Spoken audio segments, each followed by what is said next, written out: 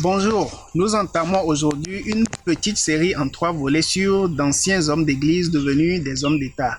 Et le premier d'entre eux que nous allons aborder, c'est l'Oubanguien Barthélemy Boganda. Déjà, abonnez-vous à la chaîne, activez la petite cloche des notifications pour ne rien rater de nos prochaines vidéos.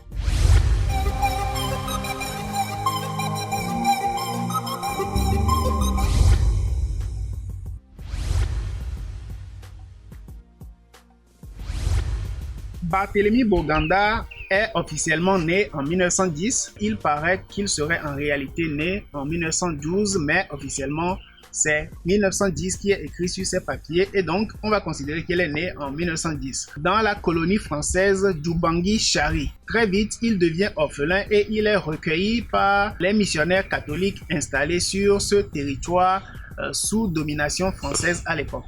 Ces missionnaires catholiques vont l'instruire et il deviendra le premier autochtone à être bachelier et le premier autochtone en 1938 à être ordonné prêtre. En 1946, avec le soutien de sa hiérarchie ecclésiastique, il se porte candidat aux élections législatives et est élu représentant de l'Oubangui Chari à l'Assemblée française.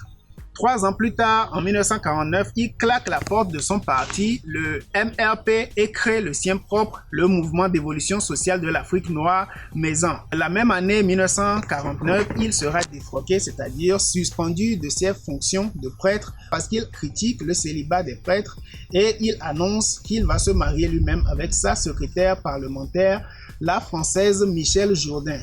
Le mariage sera célébré l'année suivante, 1950. À partir de là, avec son mouvement Le Maison, son activisme politique énergique va commencer à agacer très fortement les autorités coloniales françaises d'Oubangui Chari. Pourtant, cela n'empêchera pas Boganda de se retrouver élu président du premier gouvernement territorial d'Oubangui Chari en 1958. Cette même année, il change le nom de sa patrie d'Oubangui Chari en République centrafricaine.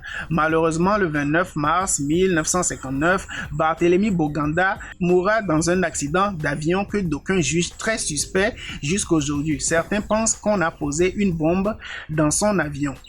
Ce n'est que près d'1 an et demi plus tard, le 13 août 1960, que sa chère République centrafricaine accédera finalement à l'indépendance, dirigée par un jeune homme de 29 ou 30 ans, David Dacko, qui était l'un des plus proches collaborateurs du feu Barthélemy Boganda. Cet homme, Boganda, est devenu une figure tutélaire de la politique en Centrafrique et quiconque voudra se lancer sérieusement en politique finit toujours par se réclamer de lui. Likez, commentez, partagez nos liens, parlez de la chaîne autour de vous et à très bientôt.